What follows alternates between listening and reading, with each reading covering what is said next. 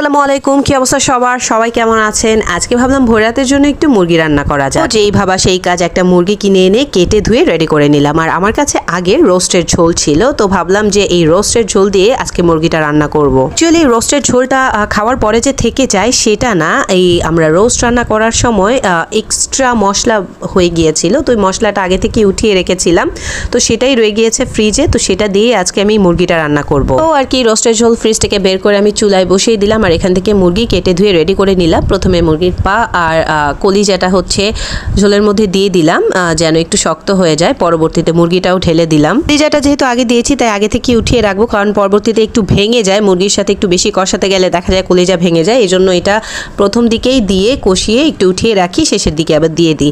তো আর কি মুরগির যেহেতু ঝোল আগে থেকে আমার করা ছিল মুরগির মশলাটা, তো এখানে শুধু আমি গরম মশলা অ্যাড করেছি আর সাথে একটু বারবিকিউ মশলা অ্যাড করেছি। আমার মুরগি রান্না মোটামুটি শেষ। পাশাপাশি অন্য চুলায় আমি ভোর রাতে খাওয়ার জন্য দুধ বসিয়ে দিয়েছি। রান্না সম্পূর্ণ হয়ে আসতে আসতে আমার দুধটাও জাল করা হয়ে যাবে, তো কাজ মোটামুটি শেষ হয়ে যাবে। যেহেতু মুরগিটা রোস্টের মশলা দিয়ে বসিয়েছি, তো খুবই সুন্দর ঘ্রাণ আসছিল, মনে হচ্ছিল রোস্টই রান্না করছি। আসলে মুরগিটা পুরো কোরমার মতো স্বাদ হয়েছে। তো ফ্রিজে এরকম আগে থেকে মশলা করা থাকলে আসলে সুবিধাই হয়, তাড়াতাড়িও রান্না হয় আর স্বাদেও ভরপুর থাকে।